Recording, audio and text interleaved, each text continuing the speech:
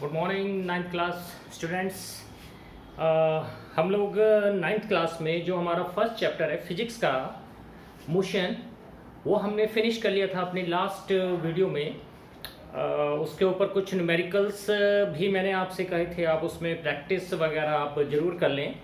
जो भी आपकी इक्वेशंस बताई गई थी या जो भी आपकी डेफिनेशंस थी स्पीड की, वेलोसिटी की और उसके साथ साथ एक्सेलरेशन वगैरह, तो चैप्टर अगर आप एक बार दोबारा पढ़ लेंगे तो आपको उसमें अब कोई भी प्रॉब्लम नहीं रहेगी, ठीक है। और जो मैथमेटिकल मैंने आपको उसमें इक्वेशंस निकालने का, जो मैंने आपका डिराइव करने का, डेरिवेशन करने का जो मैंने आपको मेथड बताया, पूरा आपको सॉल्व करके दिखाया ब्लैक बोर्ड पे, तो उसको भी आप ज़रूर नोट करके रखें और अपनी कॉपी में उसे कम से कम 2-3 बार रफ कॉपी में ज़रूर उसकी प्रैक्टिस करें, ताकि एग्ज़ाम के टाइम तक आप उसको ना भूलें, ठीक है। हो सकता है कमिंग डेज में विद इन 1 मंथ और 1.5 मंथ आपके स्कूल खुलें, लेकिन फिर भी जब भी आप अभी अपने घर में हैं तो आपको अपनी तैयारी ये सोच के करनी है कि हमारे स्कूल खुले हुए हैं और हमारे एग्ज़ाम्स आने वाले हैं, यही सोच के आप लोग प्रिपरेशन करेंगे, ठीक है बेटा। तो मोशन का चैप्टर हमारा ख़त्म हो गया है। अब हम जो हमारा सेकंड चैप्टर है, मैं इसको दोबारा आपको रिवाइज करवाता हूँ। जो हमारा चैप्टर का नाम है force and law of motion, यानी बल और बल के नियम। तो बल और बल के नियम, फोर्स एंड, मेनली फोर्स ध्यान रखिए आप, फोर्स जिसे हम बल कहते हैं, और इसके नियम, और इसके नियम। अब सबसे पहले हमें इसमें ये जानना है कि ये what is force, what is force, कि बल क्या है। एक नॉर्मल तौर पे यदि हम किसी को भी बोलते हैं तो बल, वो अपने आप को जैसे बलवान है, हाँ भाई मैंने ये चीज़ को कर लिया, मैंने वो चीज़ कर लिया, मैंने इतना भारी पत्थर उठा लिया, ये मेरा बल है। But in physics the definition, according to definition, ये इसकी डेफिनेशन नहीं है। तो फिजिक्स में इसकी डेफिनेशन बताने के लिए आपको थोड़ी सी चीज़ इसमें समझनी पड़ेगी। जैसे आप मान लीजिए आप किसी दरवाजे को, आपको उसको खोलना है या बंद करना है, तो आप उसे क्या करते हैं, पुश या पुल करते हैं। या तो उसे आप पुश करते हैं या आप उसे पुल करते हैं, ठीक है। आप कहीं दुकान के अंदर जा रहे हैं और आप बाहर से दरवाजे को ऐसे करके पुश कर, इसे कहेंगे पुश, यानी ऐसे बाहर की तरफ को आप कहेंगे उससे पुश। आप अंदर चले गए, ठीक, वहाँ लिखा भी होता है, आपने कई बार देखा होगा, किसी आप मॉल में भी गए होंगे तो वहाँ पे पुश और पुल लिखा, एक जगह पुश लिखा होगा, फिर जब आप वापस आएंगे तो वहाँ पे पुल लिखा होगा। तो पुश का मतलब है उसको बाहर की ओर धकेलना, और पुल का मतलब उसको अंदर की ओर करना। तो जो पुश और पुल है, यही आपका बल है, क्योंकि बिना पुश और पुल के आप किसी भी चीज़ को आप खोल या बंद नहीं कर सकते, ठीक है। तो मैं आपको जो बल के बारे में बता रहा हूँ वो मैं आपको पुश और पुल, यानी जो पुश और पुल है उसी को हम फोर्स कहते हैं, क्योंकि आपको उसको खोलने के लिए थोड़ा सा अपना हाथ हिलाना पड़ा, ठीक है, और उसको फिर वापस ऐसे करने के लिए फिर भी आपको अपना हाथ हिलाना पड़ा, यानी जो फोर्स क्या है वो हमारा पुश और पुल कहलाता है, ठीक। अब आप डेली आप देखते होंगे, अगर मैं आपसे पूछूं कि आप किन किन चीज़ों में बल लगा रहे हैं रोज़, कोई भी चीज़ है, अब आप इसमें कह सकते हैं कि हाँ, अगर हम ज़मीन से किसी चीज़ को, वस्तु को हम उठा रहे हैं, उसमें भी फोर्स लग रहा है। मान लीजिए ब्रीफ केस आप उठा रहे हैं, ठीक है, या आपकी अलमीरा है, अलमीरे का आप ड्रॉर खोल रहे हैं, चाहे बिल्कुल हल्के से खुलता हो, उसमें चाहे पहिए भी लगे हों, फिर भी उसमें फोर्स तो लगी रहा है, तो ठीक है। या आप कोई फुटबॉल है, फुटबॉल को यदि आप किक मार रहे हैं तो वो भी आपका एक जो है उस पर आपका बल लग रहा है। तो ऐसे बहुत सारे एग्जाम्पल्स हैं जिसको आप बता सकते हैं कि आपका बल क्या है, जिसमें आप किसी भी चीज़ को मूव कर रहे हैं, किसी भी चीज़ को मूव कर रहे हैं, या किसी चलती हुई चीज़ को आप रोक रहे हैं। और दूसरी भाषा में आप ये कह सकते हैं कि आप यदि किसी वस्तु को एक स्थान से उठाकर उसकी पोजीशन चेंज कर देते हैं, दूसरी तरफ ले जाते हैं, तो वो हमारा किसी चीज़ के कारण होता है, जिसको हम बोलते हैं बल, ठीक है।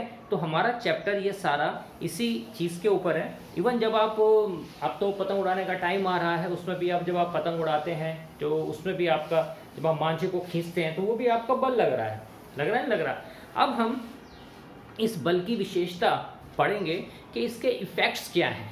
तो ये तो आप समझ गए होंगे कि what is a force, it is a push और पुल, इट इज अ पुश और पुल, या बल वो है जो किसी वस्तु का स्थान परिवर्तित कर देता है।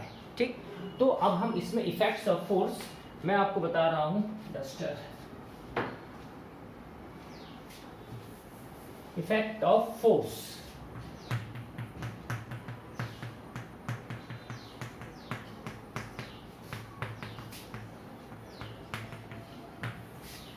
यानी बल से क्या क्या हो सकता है। अब आप इसको ध्यान से समझिएगा, बल से क्या क्या हो सकता है। सबसे पहला क्या है, देखिए बहुत सिंपल चीज है। आप ये ना सोचें कि चीज इंग्लिश में है, हिंदी में है, तो हम उसे जो है कर नहीं पाएंगे। तो इफेक्ट्स ऑफ फोर्स में सबसे पहले क्या है, जो आपका फोर्स है, आप अपने आप सोचिए कि हमारा फोर्स क्या कर सकता है। सबसे पहला, फोर्स कैन मूव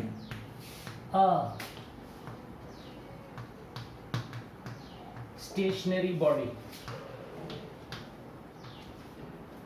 मतलब समझिए, force can move a stationary body, यानी जो बल है वो किसी जो वस्तु रुकी हुई है, स्टेशनरी बोलते हैं, जो वस्तु रुकी हुई है वो उसको मूव कर सकता है। ठीक है। दूसरा, फोर्स कैन स्टॉप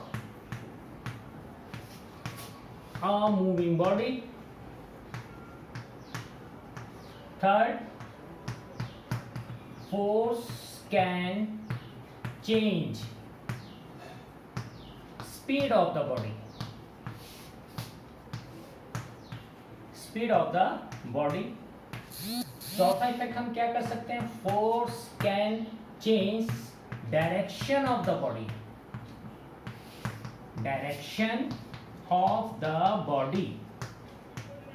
और यदि मैं लास्ट बोलूं तो force can change the shape of the body. देखिए इसे ध्यान से,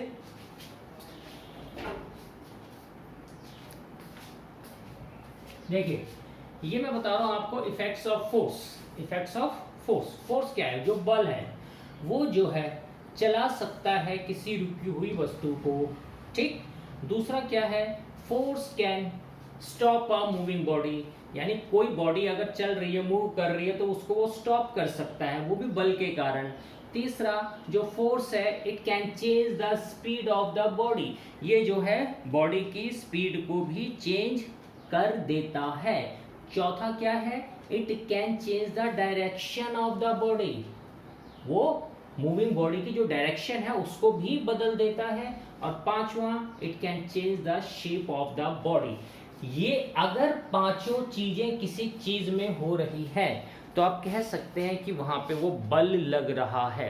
बिना बल के ये हो ही नहीं सकता। ये जो मैंने आपको 5 चीजें लिखी हैं, बिना बल के ये हो ही नहीं सकता। अब मैं ये चाहूंगा कि आप सोचिए कि अगर मैं एक एक करके बोलूं कि force can move a stationary body, तो आप इसमें क्या चीज एग्जाम्पल दे सकते हैं। वेरी सबसे सिंपल एग्जाम्पल इसमें क्या है कि मान लीजिए ग्राउंड पे कोई फुटबॉल रखी है और फुटबॉल अभी तो वो रुकी हुई है, लेकिन जैसे ही आप अपना फोर्स, अपने पैरों का बल उस पर लगाते हैं तो आप बॉल को किक कर देते हैं। तो है ना ये एग्जाम्पल इसका, यानी पहले बॉल रखी हुई थी और आपने जो है उस पर किक मारी जोर से, तो यानी अब वो फोर्स कौन सा लग रहा है, वो आपके फुट का, यानी आपके पैर का, वो आपके पैर का बल उस पर लग रहा है। ठीक है। तो इसी तरह आप और भी एग्जाम्पल बता सकते हैं। दूसरा क्या है, force can stop a moving body. Force can stop a moving body. अब इसमें आप क्या कर सकते हैं बताइए, इसमें एग्जाम्पल, इसमें भी आप सोचिए आप क्या कर सकते हैं, सोचो जरा। सेम एग्जाम्पल आप इसमें भी बता सकते हैं। अब फुटबॉल जैसे चल रही है, दूसरी टीम का बंदा आया है और उसने अपने पैरों से तुरंत बल लगाया और उस बॉल के ऊपर पैर रख लिया, तो उसने उस बॉल को स्टॉप कर दिया, यानी force can stop a moving body. ठीक है। Third, force can change the speed of the body. अब स्पीड आप कैसे, आप मान लीजिए आपका फ्रेंड कोई बाइसिकल चला रहा है, साइकिल चला रहा है, ठीक है, आप साइकिल चला रहा है, यदि आप उसे पीछे से पकड़ के आप उसको अगर साइकिल चला रहा है आप उसके ऊपर पुश करो तो साइकिल आपकी तेज चलती जाएगी, यानी उसकी स्पीड आपने बदल दी। अब वो तेज चला रहा है, आपने भागते हुए उसको पीछे से पकड़ लिया, उसको आप अपनी तरफ पुल कर रहे हैं तो उसकी स्पीड कम हो गई, यानी इसमें भी बल लग रहा है, आपके हाथों का, आपकी मसल्स का बल लग रहा है, यानी फोर्स तो लग रहा है किसी ना किसी चीज का, उस पर बल लग रहा है। अगला क्या है, force can change the direction of the body. अब इस डायरेक्शन ऑफ द बॉडी, इसका एग्जांपल आप क्या बता सकते हैं? अब डायरेक्शन कैसे बदलेगा फोर्स? एक नॉर्मल डेली का एक्सपीरियंस है, आप घर में जैसे कोई अगरबत्ती या धूप बत्ती जली हो और आप अभी उसकी जो धुआं, जो उसका स्मोक उठता है, ठीक है, आप वो किसी भी डायरेक्शन में जा रहा है, अब आप उस पर, उसके धुएं पे, उसके स्मोक पे आप फूंक मारिए, ब्लो करिए, एयर को फूंक करके आप ब्लो करिए, यानी अभी जो फोर्स लग रहा है आपके मुंह से, ब्लोइंग फोर्स, उसके कारण जो है वो स्मोक की अपने डायरेक्शन जो है वो चेंज हो जाती है, यानी force can change the direction of the body. Last हमारा है force can change the shape of the body. अब शेप के लिए आप क्या एग्जांपल बता सकते हैं? इट्स वेरी सिंपल, आपके पास आपने देखा होगा स्प्रिंग है, ठीक है, स्प्रिंग को आप पकड़ के आप थोड़ा सा फोर्स बल लगाइए, वो जो है इस तरह खुल जाएगा, उसकी शेप बदल जाएगी, या उसको दबा दीजिए, उसकी शेप बदल जाएगी, या रबड़ की बॉल है या स्पंज की बॉल है, उसको आप हाथों में पकड़ के आप दबाइए तो उसकी शेप बदल जाएगी, नहीं बदल जाएगी। तो अब हम फोर्स की क्या डेफिनेशन कह सकते हैं? इन चारों चीज़ों को लेके, इन पांचों चीज़ों को लेके अब हम जो फोर्स की नई डेफिनेशन बना सकते हैं वो क्या बना सकते हैं?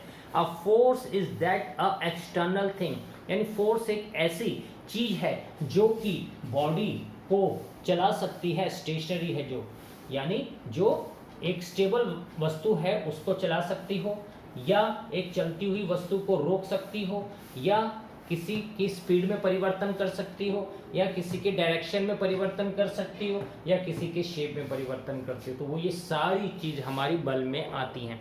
तो अगर आपको डेफिनेशन अगर एग्जाम में आती है तो व्हाट इज अ फोर्स, तो आप इसमें केवल इतना लिखने के बजाय कि push and pull are called force, अगर आप इस सारी चीज़ों को लिख देंगे तो मैं नहीं समझता कि आपका कोई भी मार्क्स उसमें कटेगा, ठीक है।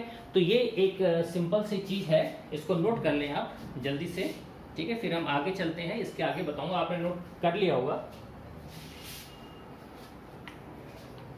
तो ये थे इफेक्ट्स ऑफ फोर्स, ये फोर्स 5 चीज को कर सकती है, ध्यान रखना, भी आगे जब हम पढ़ेंगे तो इसमें आपको सारी चीज ये याद रहनी चाहिए। अगर इसमें से एक भी चीज भूल गए कि फोर्स हमारा क्या क्या चेंज कर सकता है तो फिर आप थोड़ा सा कंफ्यूज हो सकते हैं, ठीक है। अब हम नेक्स्ट चलते हैं आगे। अब है हमारे 2 काइंड्स ऑफ फोर्स। सबसे पहला होता है हमारा संतुलित बल, बैलेंस्ड फोर्स, बैलेंस्ड फोर्स यानी कि संतुलित बल, ठीक है। अब संतुलित बल क्या होता है? What is balanced force? सुनिए इसे ध्यान से। When all the force acting on a body, when the result of all the force acting on a body is 0, यानी अगर मान लीजिए किसी बॉडी पर बहुत सारे फोर्स एक साथ काम कर रहे हो, या एक ही फोर्स उसमें काम कर रहा हो, और उनका जो रिजल्ट है, जो उसका परिमाण है, ठीक है, वो अगर रिजल्टेंट उसका 0 आता है तो हम कहते हैं कि वो बैलेंस्ड फोर्स है। फिर से सुन लीजिए कि मान लीजिए बॉडी पे कुछ फोर्स काम कर रहा है और उस फोर्स बल लगने के बाद भी उसका रिजल्टेंट इफेक्ट जो आ रहा है वो अगर 0 आ रहा है, that is called a balanced force. अब आप इसको एक एग्जाम्पल से समझिए, पहले डेफिनेशन तो आप बुक में से भी याद कर सकते हैं, but you should understand the proper definition of a balanced force. Okay, now मान लीजिए आपके पास एक बॉक्स है, ये बॉक्स है, भारी बॉक्स जो जमीन पर रखा हुआ है, ठीक है। अब यहां से आप इसको पुश कर रहे हैं, तो मैंने यहां लिख दिया फोर्स ऑफ पुश, ठीक, और यहां पे फोर्स ऑफ फ्रिक्शन, घर्षण बल, यहां पे अर्थ की तरफ फोर्स ऑफ ग्रेविटी, गुरुत्वाकर्षण बल, और यहां ऊपर फोर्स ऑफ रिएक्शन,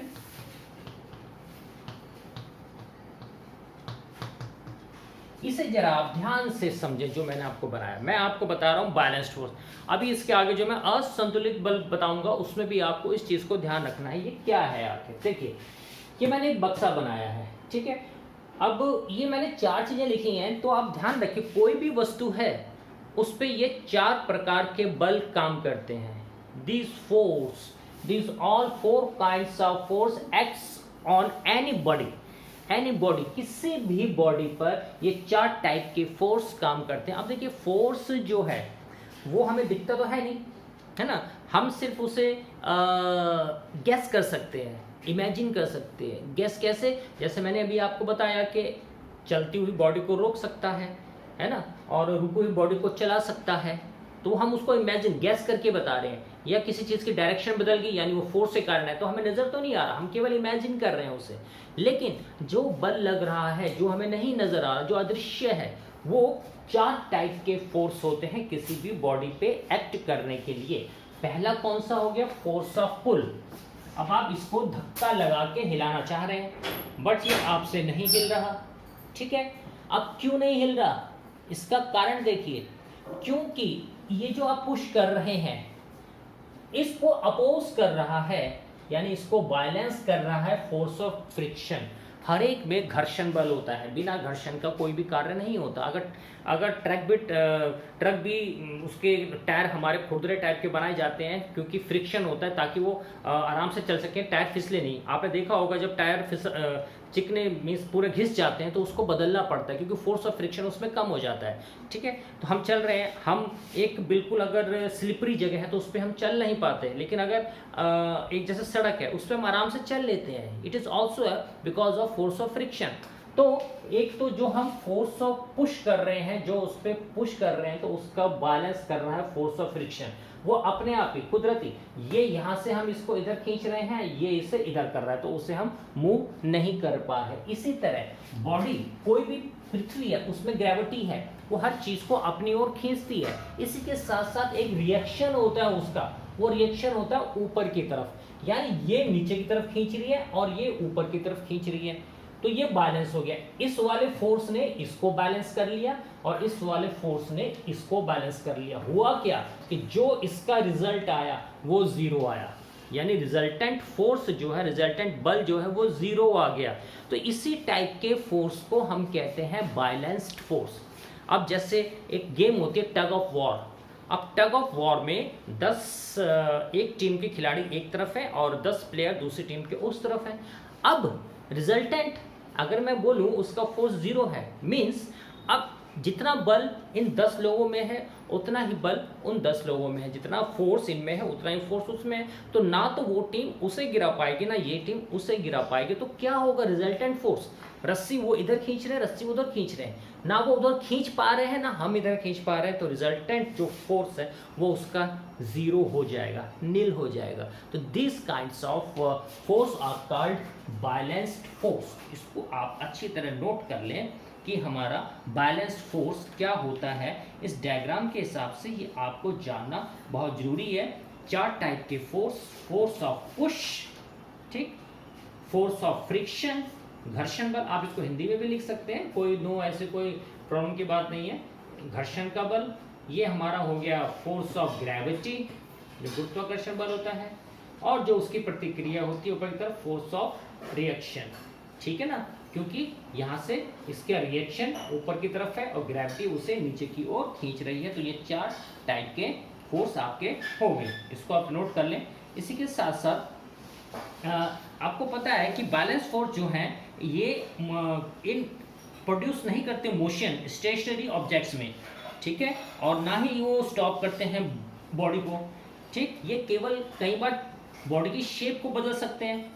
अब बॉडी की शेप को, अब देखिए बैलेंस फोर्स, यदि मैं बैलेंस बता रहा हूं इसे, तो ये बॉडी को मूव तो नहीं कर पाएंगे, ना ये कर पाएगा, लेकिन it can change the shape. अगर मैं आपसे ये बोलूं कि रिजल्टेंट बल किसी चीज का जीरो है, रिजल्टेंट बल किसी चीज का जीरो है, इसका मतलब कि उसमें मोशन नहीं हो रहा, उसमें गति नहीं हो रही, बट उसकी शेप में परिवर्तन हो सकता है। बैलेंस्ड फोर्स में भी, बैलेंस फोर्स में भी उसकी शेप में परिवर्तन हो सकता है। जैसे मैंने अभी आपको बताया, जैसे आपकी रबड़ है की बॉल है या स्प्रिंग है, उसको आप दबा के आप फोर्स तो लगा रहे हैं, अब बॉल को आपने दबाया, दोबारा वो ऐसी की वैसी हो गई। अब रिजल्टेंट बल के कारण क्या है कि उसका शून्य है, क्योंकि बॉडी मूव नहीं हो रही। अगर बॉडी मूव नहीं होगी तो हम कहेंगे कि रिजल्टेंट बल उसका जीरो आएगा। But balance force can change the shape of a body, वो बॉडी की शेप में परिवर्तन कर सकती है। ठीक है बेटा, इसे मिटाऊं। अब हम आगे चलेंगे, अनबैलेंस फोर्स में पढ़ेंगे क्या, थोड़ा उससे भी आप समझेंगे ऐसे ही।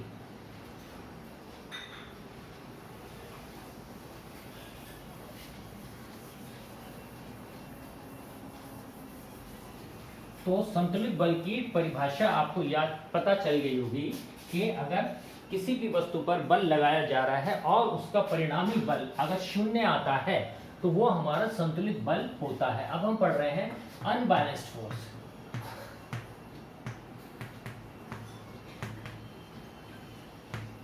ठीक है, इसे कहते हैं असंतुलित बल, असंतुलित बल।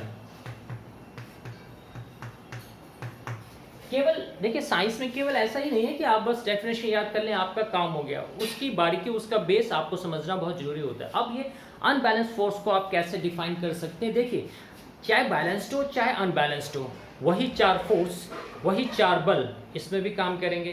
कौन कौन से हो गया, force of pull, force of friction, force of gravity and force of reaction, चारों के चारों बल इसमें काम करेंगे। बट मान लीजिए अब आपके पास एक खिलौना है, जो कार, छोटी कार होती है या छोटी बाइक होती है, नॉर्मल दुकान पे जो खिलौना मिलता है। अब आपकी एक ये टॉय कार, मान लीजिए ये आपकी टॉय कार है, ठीक है, ये आपकी टॉय कार आपकी बनी हुई है, टॉय कार। अब इसमें नीचे आपको मालूम है कि पहिए लगे होते हैं, ठीक, यहाँ से आप इसको, यहाँ से आप इसे आप क्या ऐसे या ऐसे, ये आपका पुश का हो गया, फोर्स ऑफ पुश, ठीक है, ये आपका फ्रिक्शन का हो गया, ये आपका ग्रेविटी का हो गया, और ये आपका रिएक्शन का हो गया।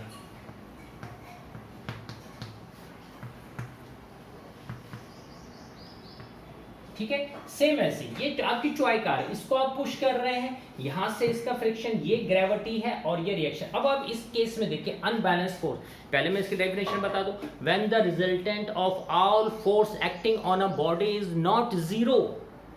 पहले केस में क्या था कि उसका परिणामी बल अगर शून्य है, इसमें क्या है, अगर परिणामी बल शून्य ना हो तो वो असंतुलित बल कहलाता है। तो वो क्या कहलाता है, असंतुलित बल, अनबैलेंस्ड फोर्स कहलाता है। अब इसमें हम कैसे बताएंगे कि अनबैलेंस्ड फोर्स है, ये और ये वाला बल, ये आपस में एक दूसरे को बैलेंस कर रहे हैं, संतुलित कर रहे हैं, क्योंकि ग्रेविटी नीचे की ओर खींची, रिएक्शन ऊपर। बट इसमें पहिए लगे हुए, अब पहिए लगने से क्या है कि इसका फोर्स ऑफ फ्रिक्शन, जो घर्षण बल है, इस बल से कम हो जाएगा, इस बल से कम हो जाएगा। इससे क्या है कि ये यहाँ पे रुकी नहीं रहेगी और पहियों के कारण ये मूव करना शुरू कर देगी जिस तरफ भी उसको पुश किया जा रहा है।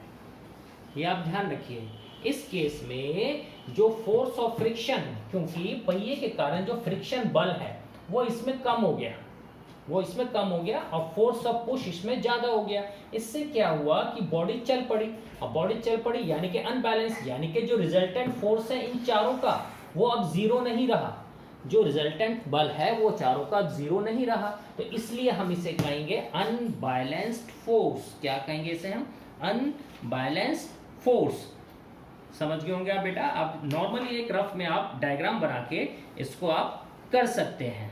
ठीक है, अब हम आगे चलेंगे तो इसके छोटी छोटी चीजें जो भी बैलेंस्ड और अनबैलेंस्ड फोर्स की है, आप उसमें अपना एग्जांपल से भी कर सकते हैं। आप टग ऑफ वॉर वाला जो मैं रस्सा कसी वाली मैंने बताया, उसमें अगर एक टीम का बल ज़्यादा है दूसरी टीम का कम है तो वो उसको अपनी ओर खींच लेगा। अब जब वो उसको अपनी ओर खींच लेगा, इसका मतलब जो रिजल्टेंट फोर्स है वो बैलेंस नहीं हो पाया, वो अनबैलेंस्ड हो गया, इधर वालों ने रस्सी को उधर वाली टीम को इधर खींच लिया, तो रिजल्टेंट बल जो है वो शून्य नहीं है, तो वो कहलाएगा अनबैलेंस्ड फोर्स।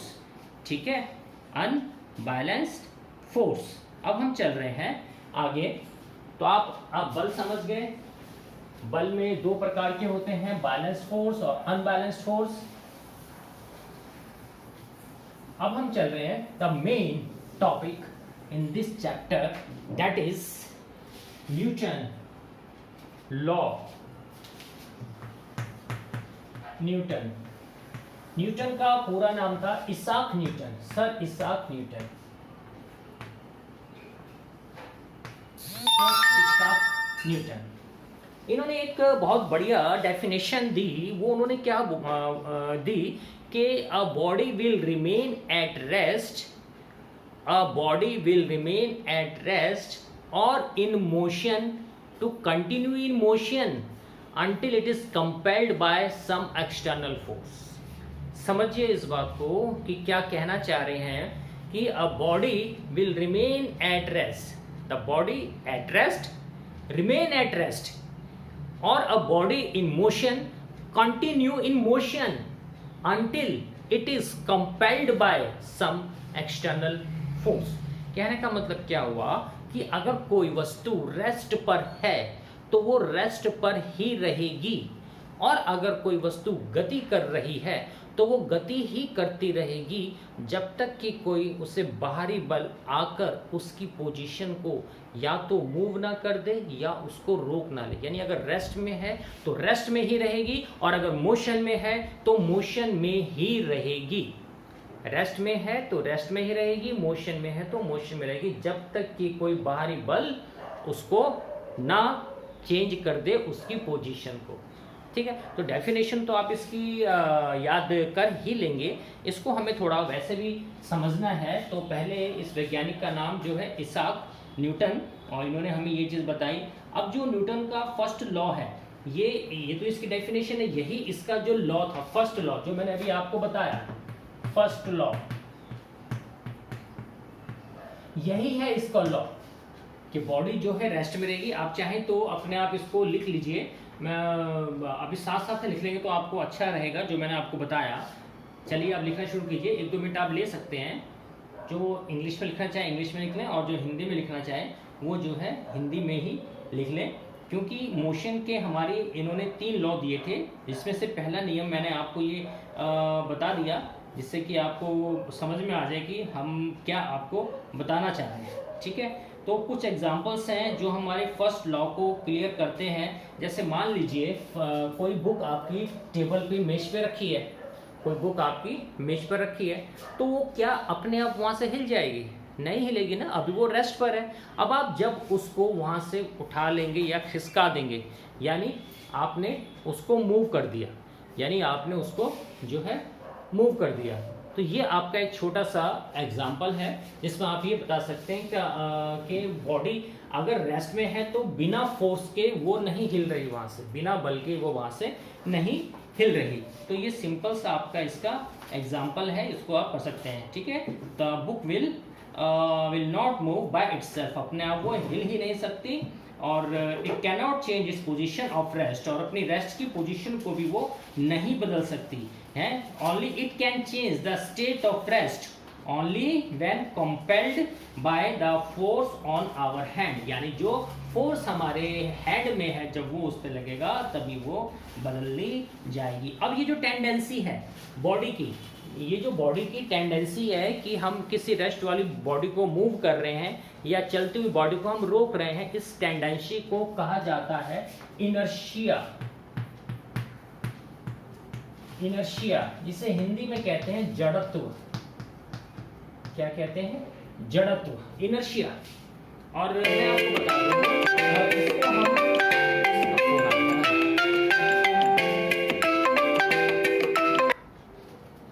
इससे हम कहते हैं इनर्शिया। अब ये जड़त्व क्या है, इसको आप थोड़ा सा आप समझ लीजिए। ये एक ऐसी प्रॉपर्टी है जो कि उस बॉडी के जो रेस्ट और मोशन को जो उसका कारण है वो उसका अपोज करती है ना। यानी कि अगर जड़त्व है, अब जड़त्व का मतलब क्या हुआ कि बॉडी अगर रेस्ट पर है तो रेस्ट पर ही है, और अगर बॉडी मूव कर रही है तो बॉडी मूव ही करती रहेगी। इसको हम गैलीलियो लॉ ऑफ इनर्शिया भी कहते हैं। Galileo law of inertia.